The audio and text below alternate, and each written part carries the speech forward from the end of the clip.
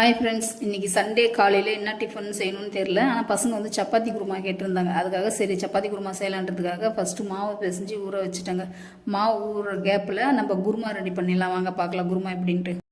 First வந்து குருமாவுக்கு தேவையான அளவுக்கு நம்ம வந்து வெங்காயத்தை கட் பண்ணி வச்சுக்கலாங்க. இங்கே வந்து அம்மா வீட்டு ஃபேமிலியும் நாங்களும் இருக்கிறதுனால ஒரு 5 வெங்காயம் எடுத்துட்டேன். 5 வெங்காயத்தை எடுத்து நல்லா சின்னதாக கட் பண்ணி எடுத்துக்கிட்டாங்க. இங்கே பிறகு இதில் ஒரு 4 வெங்காயம், அதில் ஒரு வெங்காயம், 5 வெங்காயத்தை நல்லா சின்னதாக கட் பண்ணி எடுத்துக்கிட்டாங்க.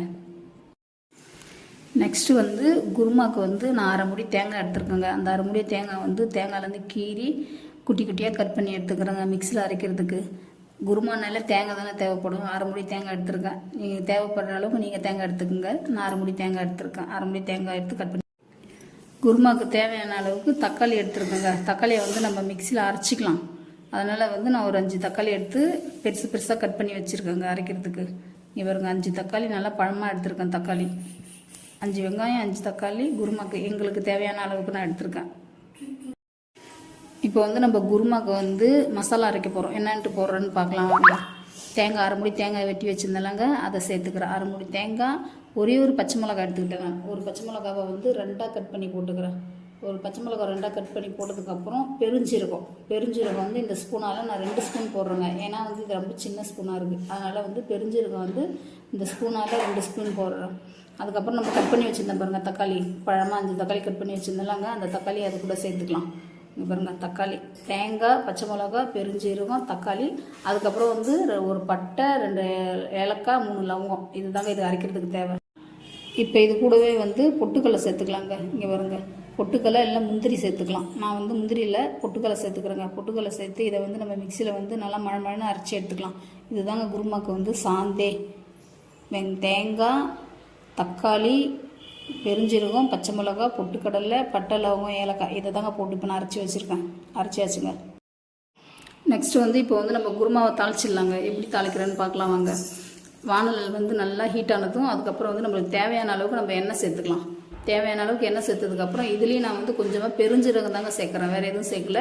கொஞ்சமாக பெருஞ்சீரகம் சேர்க்குறேன். பெருஞ்சீரகம் பொரிஞ்சதும் நம்ம கட் பண்ணி வச்சுருந்தோம் பாருங்கள் வெங்காயம், அந்த வெங்காயத்தை இது கூட சேர்த்துக்கிறேன். வெங்காயம் சேர்த்ததுமே நான் வந்து ஒரு ஸ்பூன், 1/4 ஸ்பூன் வச்சுக்கலாம். 1/4 ஸ்பூன் வந்து சால்ட்டு சேர்த்துக்கிறேன். உப்பு சேர்த்து நல்லா வதக்கிடலாம். அப்போ தான் வந்து வெங்காயம் சீக்கிரம் வதங்கும். அதனால் உப்பு போட்டு சீக்கிரம் வதக்கிடலாம்.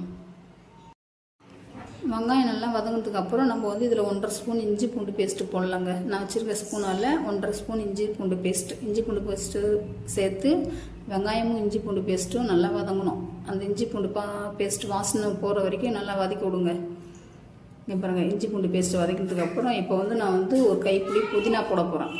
ஒரு கைப்பிடி அளவுக்கு புதினா போட்டு அதையும் வந்து நம்ம நல்லா கிண்டி விட்டுடலாம்.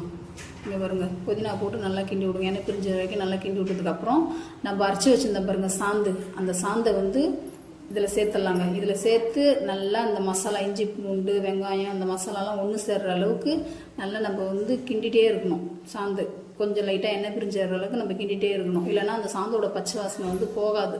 கிண்டினதுக்கு அப்புறம் தான் நம்ம மிளகாத்தூள் சேர்க்கணும். நம்ம அரைச்ச சாந்து வந்து நல்லா எண்ணெய் பிரிஞ்சு வந்துருச்சுங்க. இந்த டைமில் வந்து நான் பச்சைக்கல்ல போடுறேங்க. பச்சைக்கல்ல ஊற வச்சு போடல, நான் அவிச்சி போடுறேன். ஊற வச்சு தான் போடலான்னு பார்த்தேன். பசங்க வந்து இது கேட்டாங்கன்றதுனால அவங்களுக்கு அவிச்சிட்டு அவங்க சாப்பிட்டதுக்கப்புறம் கொஞ்சம் இதுக்காக எடுத்து வச்சுருந்தேன். அதை தான் இதில் நான் சேர்க்குறேன். இதை சேர்த்து நல்லா கிண்டி விடுவோங்க. கிண்டி விட்டு இதுக்கப்புறம் இதில் மசாலா சேர்த்துக்கலாங்க. நான் இதில் என்னென்ன மசாலா சேர்க்குறேன்றதை உங்கள்கிட்ட காட்டுறேன் பாருங்கள். இதில் வந்து நான் எதுவுமே சேர்க்கல. சாதாரண சில்லி பவுட்ரு தான். சில்லி பவுட்ரு, மல்லித்தூள், நம்ம வீட்டில் அரைக்கிற குழம்பு மிளகாத்தூள், அதுக்கப்புறம் கரம் மசாலா, மஞ்சத்தூள், இதாங்க இதுக்கு நான் போட போகிற மசாலாவே. இப்போ வந்து இது கூட வந்து நம்ம வந்து எடுத்து வச்ச மசாலா ஃபுல்லி இதில் சேர்த்துக்கலாங்க. மசாலா சேர்த்து இப்போ நல்லா அந்த பச்சை வாசனை போகிற வரைக்கும், இந்த மசாலாவில் இருக்கிற பச்சை வாசனை போகிற வரைக்கும் நம்ம நல்லா கிண்டி கொடுத்துக்கலாங்க. இதில் பொட்டுக்கடலை அரைச்சி ஊற்றுறதுனால சீக்கிரம் வந்து கெட்டியாகிடுச்சு. இங்கே பாருங்களேன் நல்லா கெட்டியாகிடுச்சு. இந்த இதுலேயும் வந்து நம்ம அந்த மசாலா வாசனை போகிற வரைக்கும் நல்லா கிண்டி விடணும். இங்கே பாருங்க இந்த அளவுக்கு நல்லா கிண்டி இதில் மசாலா வாசனைலாம் உள்ள நல்லா மிக்ஸ் ஆகிடுச்சு.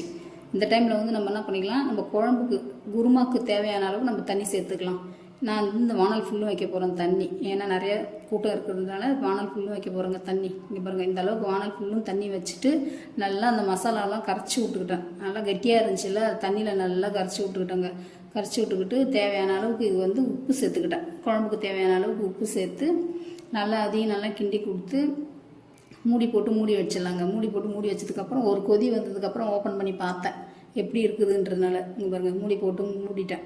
மூடி போட்டு மூடுறதுக்கப்புறம் மறுபடியும் ஓப்பன் பண்ணி பார்த்தேங்க. எப்படி கொச்சி எப்படி வெளில வந்துருமோன்றதுனால ஓப்பன் பண்ணி பார்த்தேன். இல்லை, அப்படி கொச்சிட்டு கொஞ்சம் லைட்டாக அடுப்பு சிம்மில் வச்சுட்டு அதுக்கப்புறம் நம்ம வந்து சப்பாத்தி போடுற வேலையை பார்க்கலான்றதுக்காக அதில் போயிட்டேங்க. இங்கே பாருங்கள், மாவு பிசைஞ்சு வச்சுருந்தோம்ல, அது நல்லா சாஃப்டாக இருந்தது. அதை எடுத்து உருட்டி விட்டு மாவில் வந்து பெரட்டி எடுத்து வச்சுக்கிட்டேங்க. ஒவ்வொரு உருண்டையாக உருட்டி மாவில் பெரட்டி எடுத்து வச்சுக்கிட்டேன். அப்போ தான் ஒட்டாதில்ல. உருட்டி எடுத்து வச்சுட்டு நம்ம இப்போ வந்து சப்பாத்தி உருட்டி சுட ஆரம்பிச்சிடலாங்க.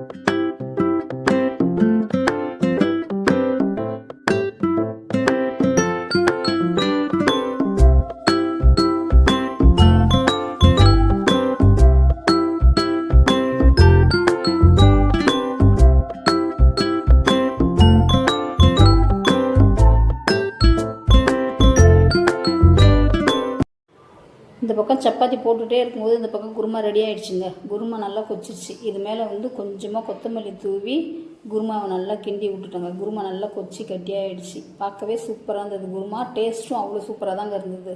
பசங்களும் நல்லா சாப்பிட்டாங்க. நல்லா இருக்குதுமா, காரம்லாம் கரெக்டாக வச்சுருந்தேன். அம்மா நல்லா இருக்குமான்ட்டு என் பசங்க ஆளுக்கு 2 சப்பாத்தி சாப்பிட்டாங்க. போதுண்டா அப்பா, காரம் கம்மியாக உங்களுக்கு ஏற்ற மாதிரி வச்சுட்டு அதுவே போதும்னு நினச்சிக்கிட்டாங்க. குருமாவும் ரெடி ஆகிடுச்சிங்க. அவ்வளோதாங்க, சப்பாத்தியும் குருமாவும் ரெடி பண்ணிட்டேன். இந்த பக்கம் சப்பாத்தி சுட்டு வச்சுட்டேங்க. சப்பாத்தி சுட்டு வச்சுட்டேன். இந்த பக்கம் குருமா ரெடி ஆகிடுச்சு. சப்பாத்தியும் குருமா ரெடி ஆகிடுச்சு. இப்போ வந்து பசங்களுக்கு சாப்பாடு கொடுத்துடலாங்க. இன்றைக்கி காலைல சப்பாத்தி குருமா எங்கள் வீட்டில். சப்பாத்தியெல்லாம் ரெடி பண்ணிவிட்டு என் பசங்களுக்கு வந்து தட்டில் ஒரு சப்பாத்தி போட்டு கொஞ்சம் கொஞ்சம் குருமா வச்சு கொடுத்தேங்க. சாப்பிட்டுட்டு ஒரு சப்பாத்தி சாப்பிட்டுட்டு அம்மா நல்லா இருக்குது இன்னொரு சப்பாத்தி கொடுமான்ட்டு கேட்டு ஆளுக்கு 2 சப்பாத்தி சாப்பிட்டாங்க. இன்றைக்கி சண்டே ஸ்பெஷல் எங்கள் வீட்டில் காலையிலேயே chapati kurma. Okay bye. Video பிடிச்சிருந்தா லைக் பண்ணுங்கள், சப்ஸ்கிரைப் பண்ணுங்கள். Okay bye. பாருங்க குருமா என் பசங்க எப்படி சாப்பிட்றாங்கன்னு பாருங்கள். என் பொண்ணு என் பையன் இவங்க தான் என் பசங்க. அவங்க 2 பேரும் சப்பாத்தி சாப்பிட்றாங்க. Okay bye. வீடியோ பிடிச்சிருந்தா லைக் பண்ணுங்கள். பாய் பாய்.